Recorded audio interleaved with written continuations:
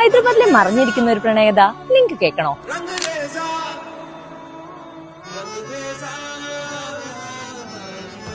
ഇതാണ് താരാമതി ഭരതാരി. താരാമതിയുടെ ഗായികയുടെ കഥയാണ് ഇവിടെ ഒളിഞ്ഞിരിക്കുന്നത്. കുത്തുബ്ഷാഹി രാജവംശകാലത്ത് ഇവിടെ ജീവിച്ചിരുന്ന താരാമതി രാജധാനിയിലെ മനോഹര നർത്തകിയും ഗായികയുമായിരുന്നു.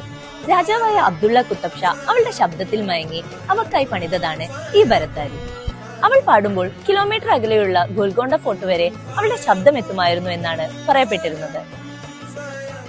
ഭരതാരി എന്നാൽ 12 കവാടങ്ങൾ. ഇവിടെ കാറ്റും ശബ്ദവും സ്വതന്ത്രമായി സഞ്ചരിക്കാൻ പറ്റുന്ന രീതിയിലാണ് നിർമ്മിക്കപ്പെട്ടിരിക്കുന്നത്. ഹൈദരാബാദിൽ അധികം ആർക്കും അറിയാത്ത ഇടം വെറും ഒരു കെട്ടിടം മാത്രമല്ല, ഇതൊരു സംഗീതത്തിന്റെ ചരിത്രം കൂടെയാണ്. ഇന്നിതൊരു സ്മാരകം മാത്രമല്ല, കലയും പ്രണയവും ചേർന്നൊരു കഥയാണ്. ഒരു പീസ്ഫുൾ ആയിട്ടുള്ള ഈവനിങ് സ്പെൻഡ് ചെയ്യാൻ പറ്റിയൊരു സ്ഥലമാണ് നിങ്ങൾ അന്വേഷിക്കുന്നതെങ്കിൽ അവർക്ക് ഇതൊരു ബെസ്റ്റ് സ്പോട്ട് ആയിരിക്കും.